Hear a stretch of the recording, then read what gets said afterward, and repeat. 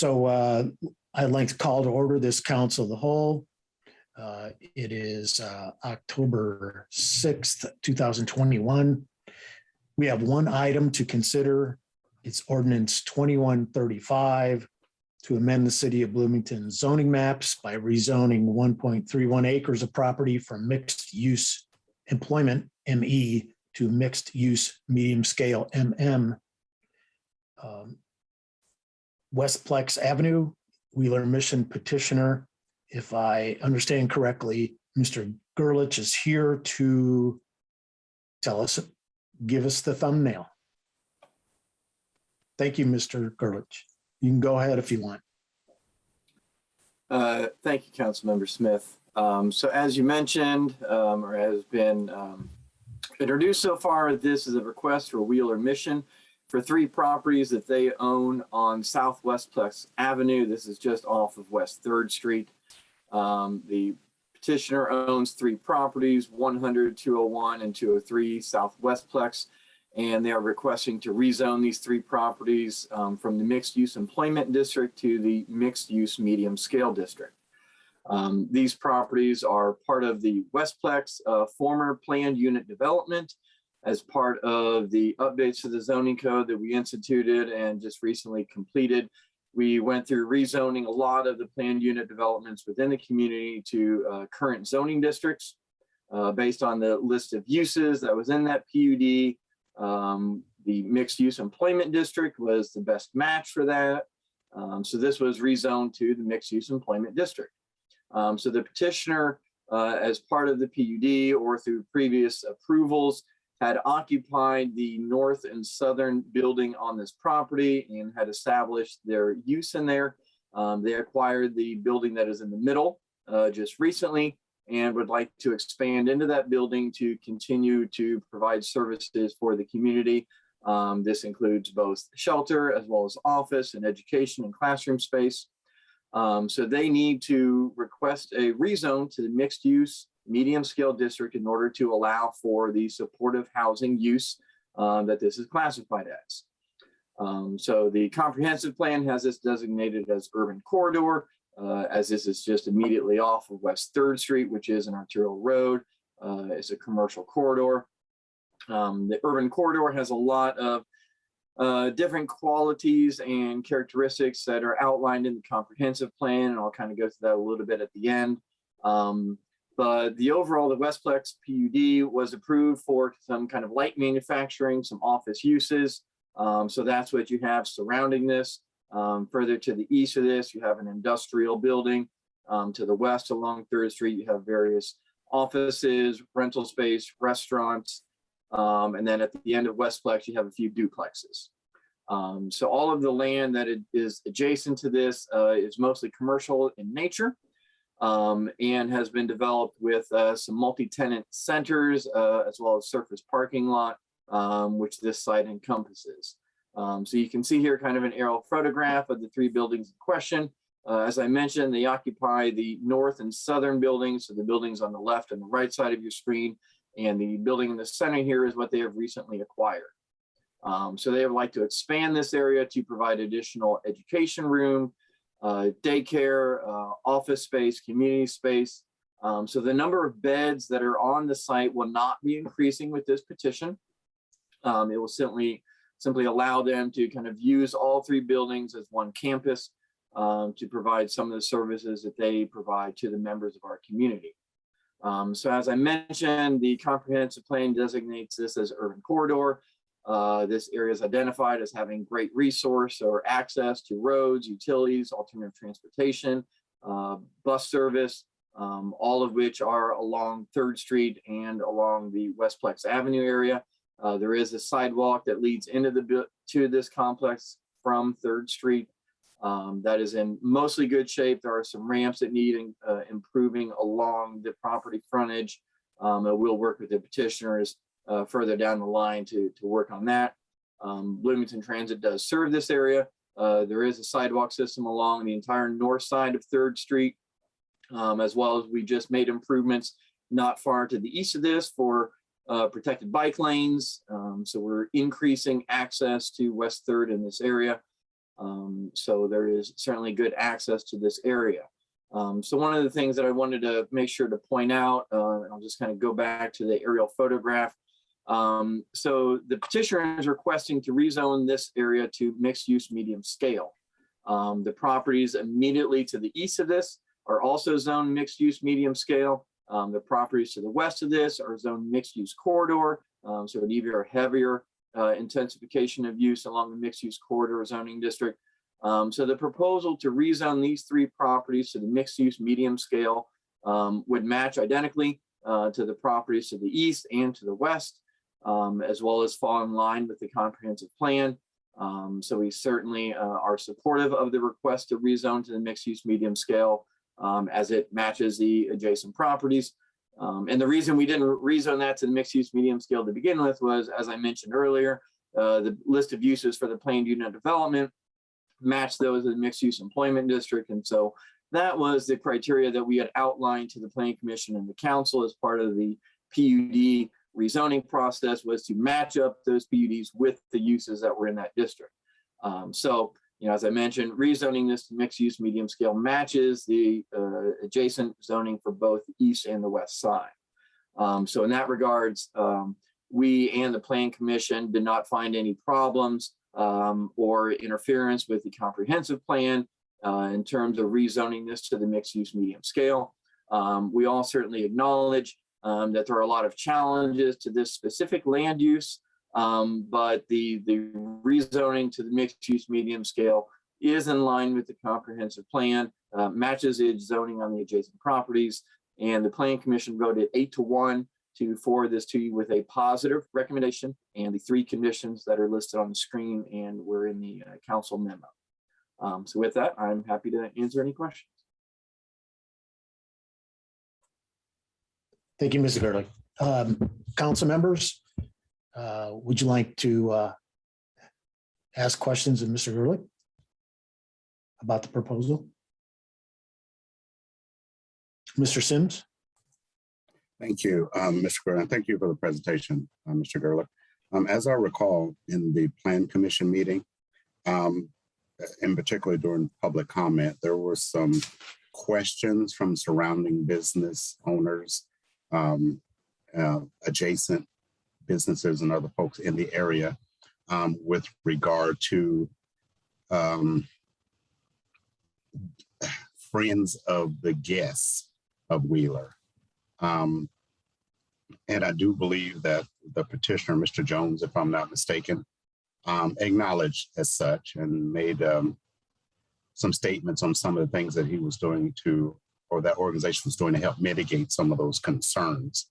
I guess my question would be, can we review some of those mitigation strategies to help reduce some of the complaints from the adjacent business owners, if there were any? And I do recall him saying on multiple occasions that this was better served for a broader community discussion, in particularly on maybe homelessness or that area. But I'm more concerned about some of the more immediate mitigation strategies on some of our adjacent businesses. Can you speak on that? If I can jump in here, Mr. Jones is on the call. Shall we? Well, either or. I'm just wanting to hear that. I have no real issue with the zoning. I think it's proper. Mr. Jones, would you like to respond to Mr. Sims?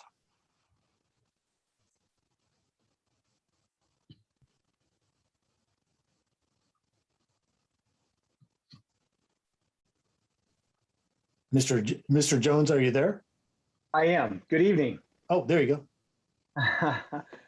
Good evening. I'd love to address the issue, Mr. Sims, that you opened up.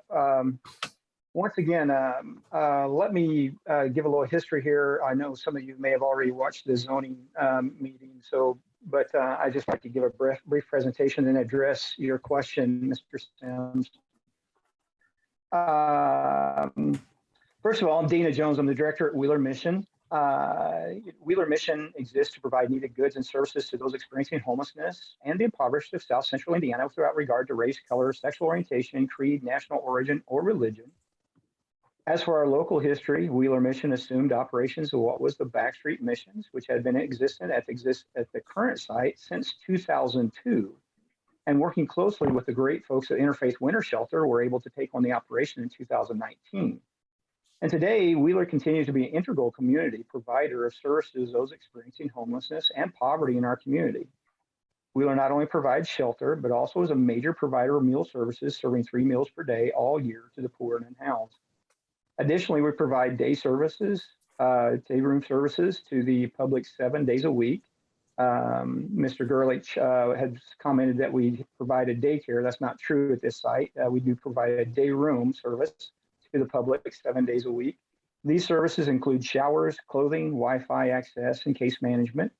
For those that choose them, we also have programs available of varying lengths designed to meet the need of those seeking additional soft skills and job readiness, so they may be equipped to successfully find employment and housing after experiencing the crisis of homelessness and its various causes.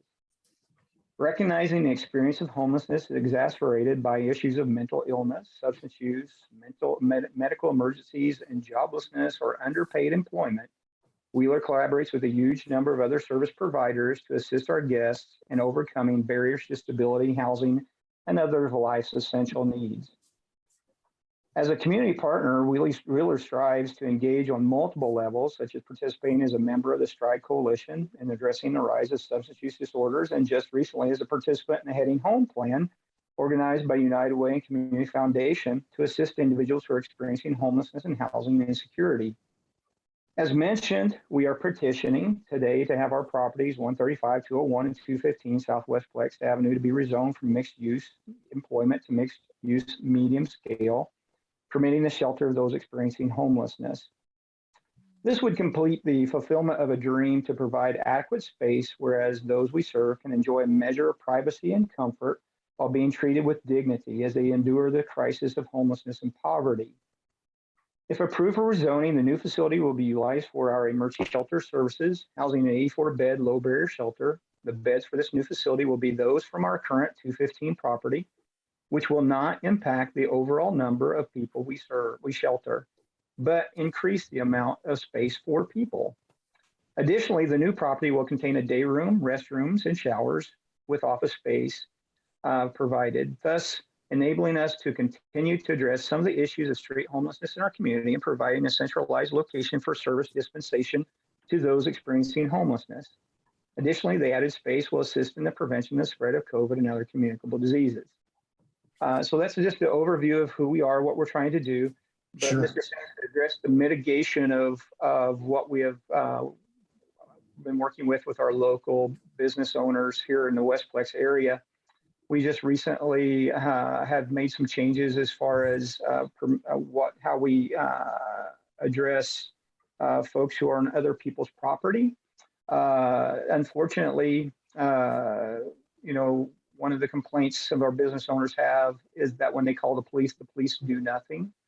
And so we have talked to our folks that are utilizing our services to explain to them that they cannot be on other person's properties, that wouldn't be a good thing for them to do. Also, we have staff members and those in our program, guests in our program, that go out through the community, providing a community service of picking up litter and trash and other items around the community. So specifically, the mitigation measures that Mr. Sims was referring to, what measures are those that have taken place?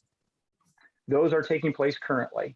As of last night, in addition to all those things, last night we had a meeting with the local business owners. The one absent was Mary Sutherland and her group and Sierra Miller from the State Farm Agency in front of us. But we had the remainder of the business owners here locally in a meeting last night to discuss.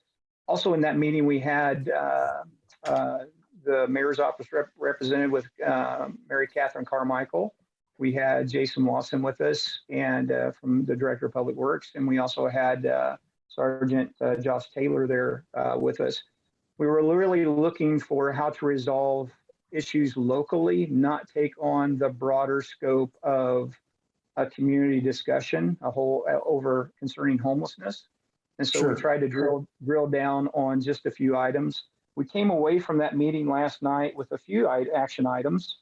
One of those being the business owners asked for additional patrols from the Bloomington Police Department, which Josh Taylor said that he would try to make happen.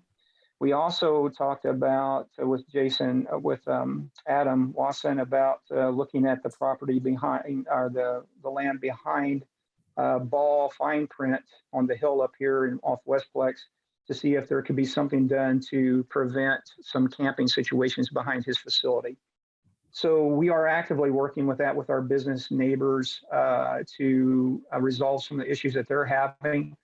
So I feel pretty confident we're on good footing there to move forward in those local conversations. But as a whole, and I said this in a zoning commission meeting, is that, you know, a larger scope conversation concerning homelessness in our overall community. This is not the place to have that. Wasn't the place to have that, but could be taken at some other time, which I know that you guys have addressed at one point or another. So.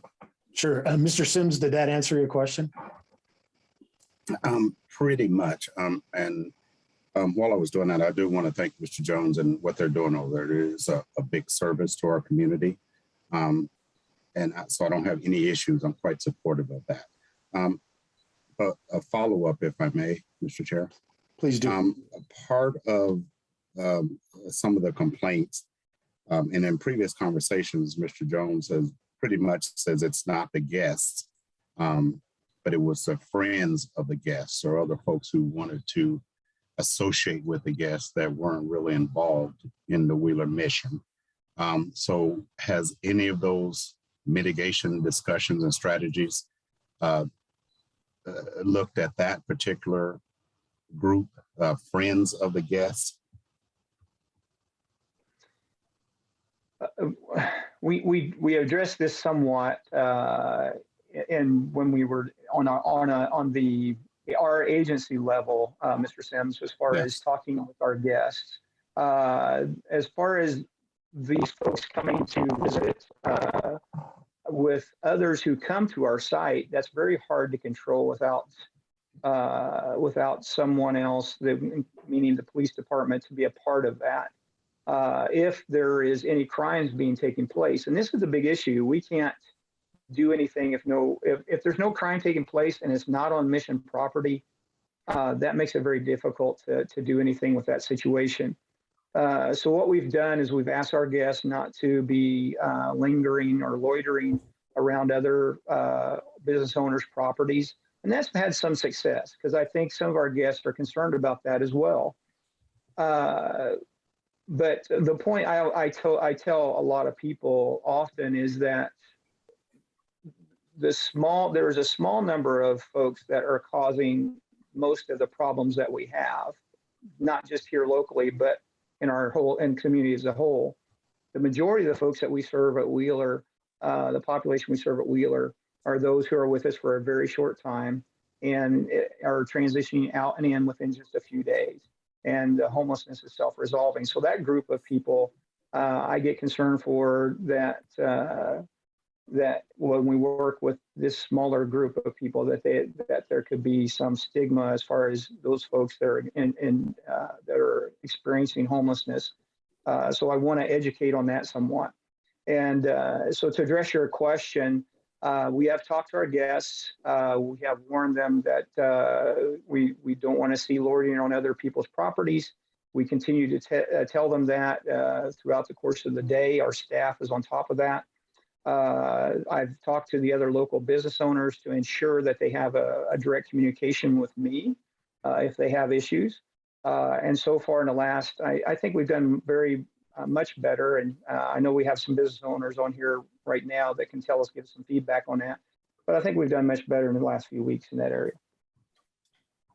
Okay, thank you for that answer. And I'm encouraged to hear about the direct communication with you. And I just want to make it clear that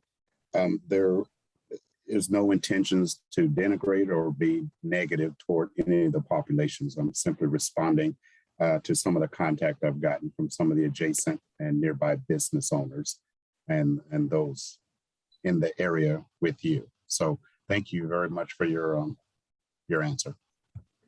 Thank you, Mr. Sims. Further questions from council members? Ms. Scambaluri? Thank you. Yes. And thank you very much, Mr. Jens, for being with us. I'd like to get a better understanding, and I'd appreciate your help in understanding the impact on traffic flow, particularly during the day. So I understand that the 84 beds, that number will not change. So the number of overnight guests will remain the same with this rezoning. But it sounds as if programs are expanding during the day. And so I'm wondering if those who take advantage of day services, is that number expected to increase? I know we don't have a crystal ball, but what might we anticipate in the way of foot traffic or traffic with expansions and programming? Does that question make sense? It does. That's a great question too. So currently and just to educate a little bit somewhat, in our COVID condition currently, we are limited to the number of people in our day rooms. And so currently in our annex building, which is our 135 address, we can only have 42 people in that day room during the day. We haven't had, since we just opened that annex in November, we've never had over that number there. So have we seen an increase in day room services? No. We've actually been grateful to have that expansion so that more people can come in. And before that, if you recall, last summer, we had a tent in our front parking lot to provide social distancing. And that made it very difficult for our guests. So we've been able to spread out some. We have not seen an increase in day room services, nor have we seen an increase in sheltering as of yet. So for the upcoming winter season, though, I know there's a high population of street homelessness, especially in the downtown areas. And the expectation of that is that we may see a bump in numbers up to 15 to 20 in our area. But I don't have that crystal ball to be able to provide an accurate number of that, but there's a potential to 15 to 20 that I know that bump us up during the winter months, but that is not unusual. Okay, that's helpful. I appreciate that. Thank you. You're welcome. Thank you. Other questions, council members? Mr. Rallo? I guess this one's for Mr. Gerlich. Mr. Gerlich, do we have data on police calls or police response to this particular facility? I don't have that data. That's certainly something that we can look into acquiring, though, and having for the next meeting, though. Could we have that just as some sort of baseline data? Yes. Terrific. Thanks. Thank you, Mr. Rallo. Any further questions, council members? Okay, if I see no further questions, then I think it's we can go to public comment. Public should know that they can raise their hand on the Zoom application, or they can send a note to Mr. Lucas to be recognized, and each member will be able to speak for 3 minutes on this. And so, Mr. Lucas, I'll turn it over to you. Yes, thank you. I think the first hand that I saw raised was Sierra Miller. Hello, Miss Miller. Hi, good evening, everyone. If you'll just introduce yourself, and you have 3 minutes. Great. Can everybody hear me? Yes, ma'am. Okay, great. My name is Sierra Miller. I am the business owner for State Farm right there in front of the Wheeler Mission. I rent from Mary Sutherland. I'd like to address a few things on this. First of all, I'm not going to talk about the homeless issue. I know that that is not what the subject is at all. And I believe in community service for those that need it, absolutely.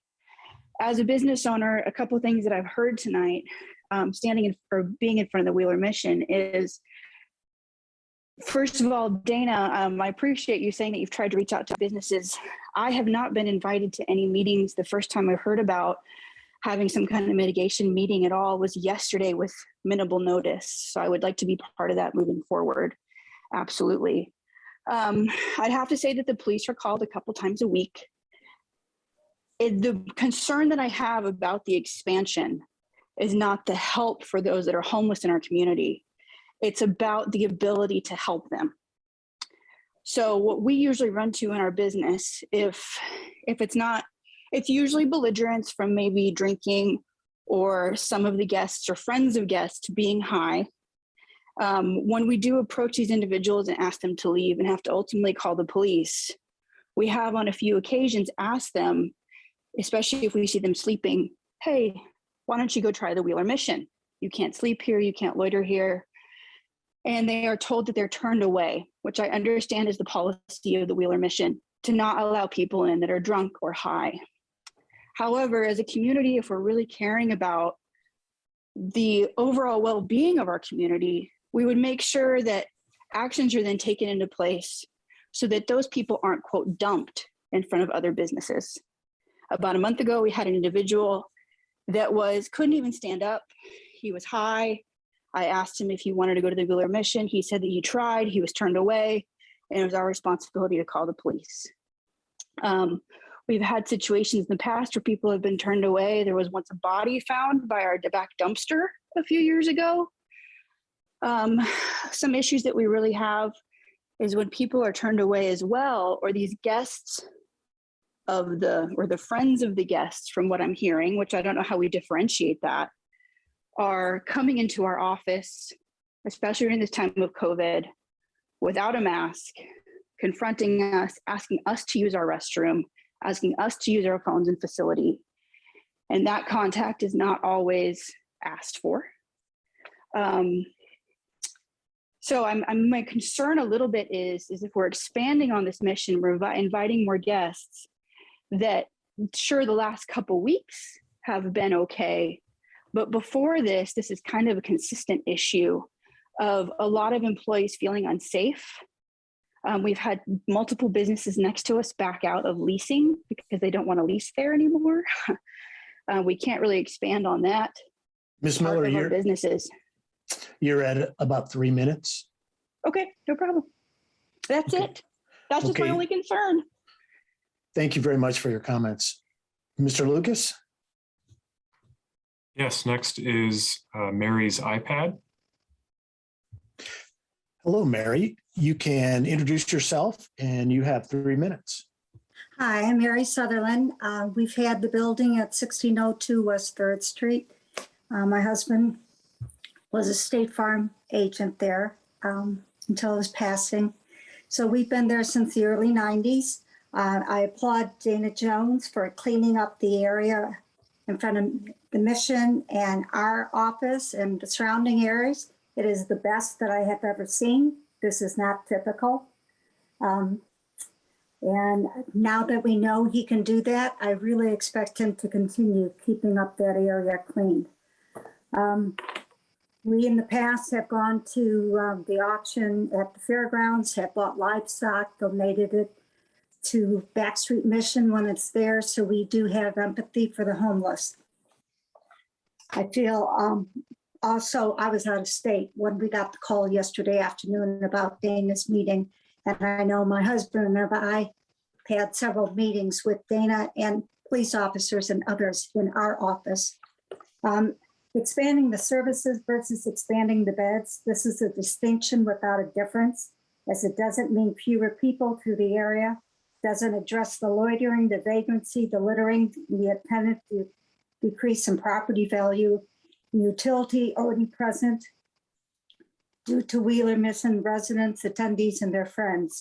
Wheeler Mission has asserted that their presence does not decrease property values, yet many businesses adjacent to their property have left, including the 2 businesses they want to expand into.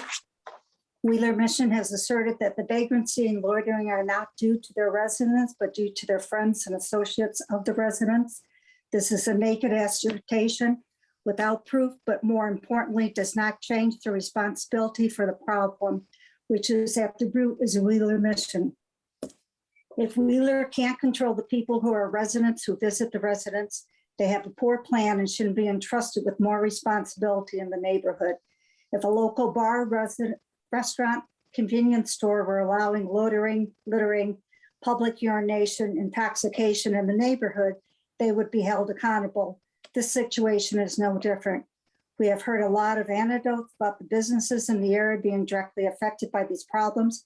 We have heard no plan to take responsibility for addressing the problems on a continual basis, because I think once they're approved, they'll go back to what they've been doing.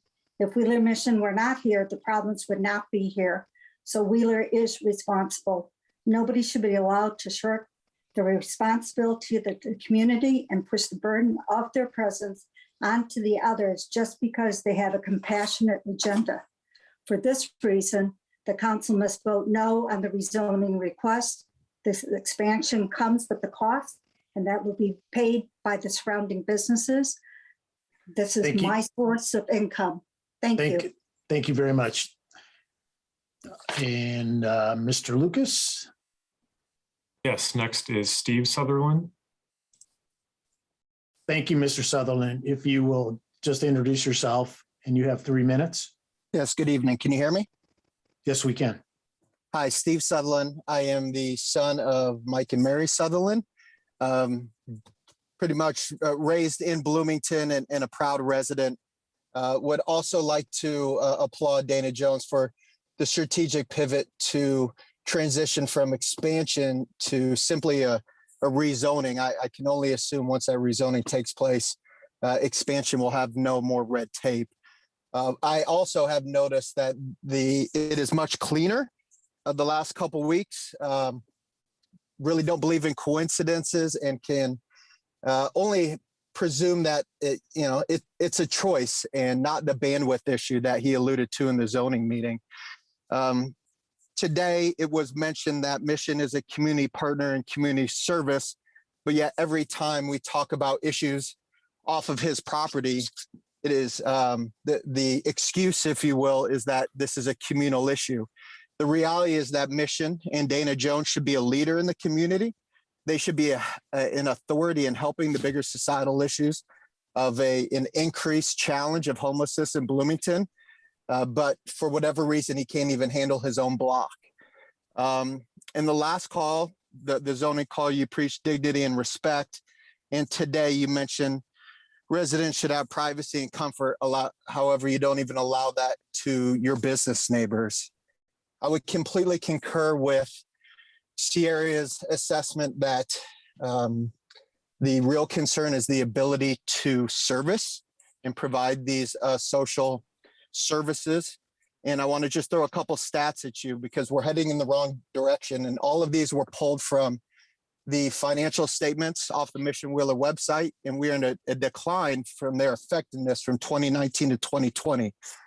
18.4 decrease in program completions, decline from 2019 to 2020, 66% decrease in guests moved to stable housing, 65.5% decrease in guests gain employment and or consistent income, a 6% decrease in guests who graduated addiction programs, and a 3% reduction in addiction recovery grads remaining sober for 3 years. And this is all despite two important facts. One, that they are serving almost 5% more guests from 2019 to 2015, and they are spending almost 3% in increased budget. So I question why, if they expand, we believe that they're going to be more effective in their social services and that they're going to be better neighbors. And for those reasons, I ask that you decline the rezoning. Thank you, Mr. Sutherland. Thank you. Mr. Lucas, we have anyone else that would like to make a comment? Not that I see at the moment, no. All right. Let's go back to council. Council, would you have some final comments, some further discussion? Anybody want to jump in there? Mr. Sims. Thank you. basically a final comment for the second reading and resolution when that time comes. But what I would like to hear more is more of this mitigation strategy and the meetings that have been called with the local businesses. And I do acknowledge some of the adjacent business owners have acknowledged some improvement in cleanliness and that sort of thing. And I hope that continues.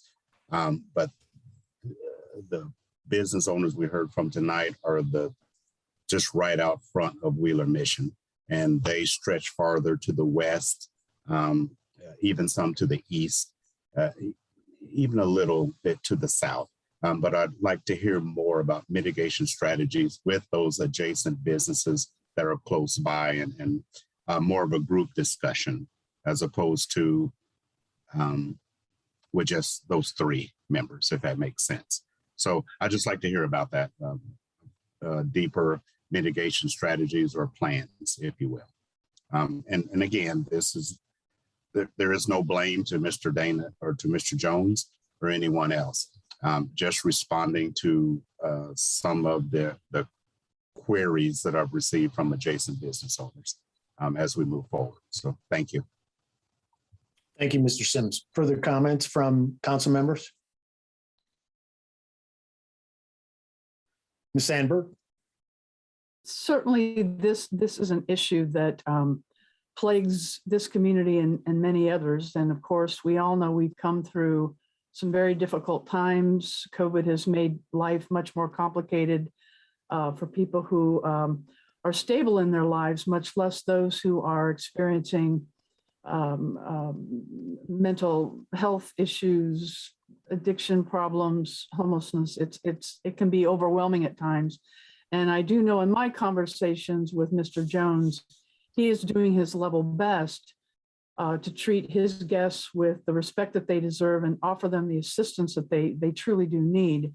It's unfortunate that some of the ancillary activities that's going on around the Wheeler Mission, due to maybe not only the guests, but friends of the guests, that are causing these issues for the surrounding businesses. And those are not to be minimized either. One of the comments that struck me was about the public comment that was just made about when Wheeler Mission is not able to take someone in due to the fact that they are so inebriated or they are so drugged out and they don't meet their criteria for a higher barrier shelter, there needs to be some triaging of where that individual gets, not just, sorry, the door is closed, but where that individual gets taken. And I don't know where that is. I don't know if the Stride Center would be a resource for that. I think that is where the gap is. You don't just shut the door on someone, because what are they going to do? They're going to walk to a neighboring place to be. They need to be somewhere.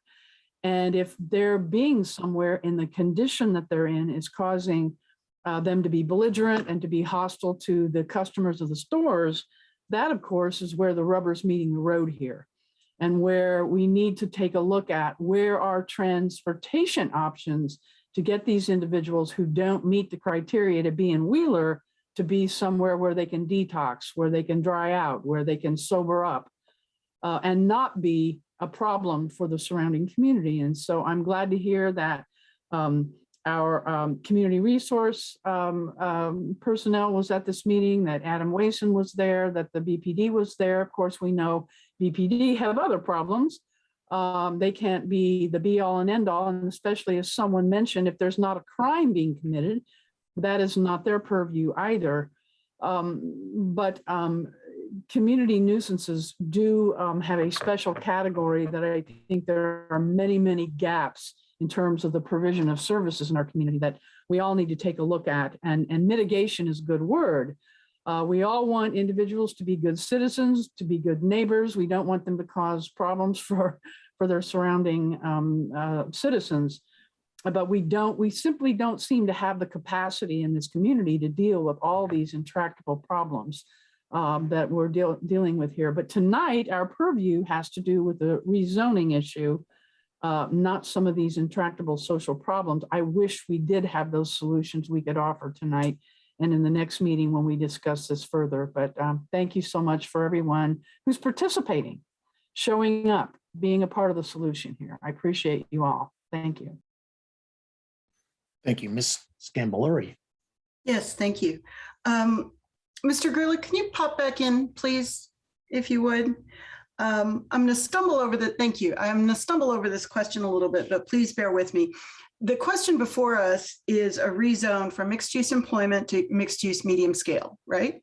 Correct. So we've heard concerns about the amount of foot traffic and certain behaviors, often by those who are not guests of Wheeler Mission, who are other individuals or associates or other community members. If we move from mixed use employment to mixed use medium scale, are there any protections we're losing? Are there any factors in place with mixed use employment that discourage some of these negative behaviors that we would lose if we went to mixed use medium scale? Does that question make sense? Sure. So, in general, the mixed use employment district, it's more office oriented, light manufacturing oriented, not so much retail oriented. While apartments are certainly a permitted use in both districts with some limitations, it's just a shift in terms of the land uses within the two districts. As I said, mixed use employment mostly is offices, office parks, manufacturing, that's the goal of that district. Mixed use medium scale obviously allows for more retail uses, bars and restaurants, supportive housing, which this petition encompasses. So those are, basically the changes, the differences between the two districts. Okay. I can try to give you a better list of those overall specifics at the next meeting if you would like. Right. I understand the difference between those two zoning classifications, but I guess what I'm wondering is, there are factors associated with medium use employment that discourage certain kind of behaviors, all right, that are troublesome, according to some of our public comment tonight. Are we losing any of those if we rezone, is my question. And it's sounding like, no, there's not a fundamental difference. We're not losing some protection or some practice or some convention of zone just by changing zoning. Is that correct? Right. Most of the land uses by nature, other than the industrial district where, you've got perhaps more truck traffic that is coming from a site, more large buildings, factory kind of things. There aren't oftentimes land uses that in and of themselves have demonstrated negative effects, but some of them do, like industrial uses. And so where those are located are away from residences, areas where you have a lot more traffic and it's not so suburban. Both the ME and the MM district, you find in suburban areas, but honestly more MM. Like I said, when we rezoned the PUDs, we looked at what the underlying districts were. If that wasn't the base district, honestly, this should have been MM before. It's surrounded by MM and C, it's got retail uses in there. If we weren't, trying to just stick 100% with the guidelines that we had said when we were going through the rezoning process for PUDs, we probably would have rezoned this to MM anyway. Okay, that's helpful. Thank you. Further questions from council? So I wanted to follow up on the question from Ms. Scambolari. Mr. Gerlich, so what you're saying, if I can clarify it for my own self, is that changing the zoning doesn't really have an effect on individual behaviors. Right. Obviously, zoning regulates land use and the use of a property, not people. People that is dealt with obviously with different sections of the municipal code. Behaviors that are appropriate in public spaces. Zoning does not deal with trespassing. That's obviously a different civil issue that's related to other areas of the municipal code. Are there Yeah. Are there uses by human service agency that will be prohibited from the change? No. I mean, you can make sometimes, the same arguments about restaurants and bars in terms of the people that frequent them, and land use. But not every bar or restaurant is bad, certainly. So, it's very difficult to lump in, one particular land use and say, this is always bad, yes, Okay. it's very difficult. All right, I appreciate that. Thank you very much. And for the next meeting, what we're talking about is a zoning change right now that may or may not be bearing on individual behaviors or the restriction or constriction of those behaviors. But for the next meeting, I would really like to hear Mr. Jones speak with, have had a conversation with Miss Miller and the Sutherlands. That would be kind of nice for the next meeting so that they could have talked and had a discussion, which is not really what we're resolving here now, but for the larger issue. Any other questions or concerns from council members, or do I hear a do pass recommendation?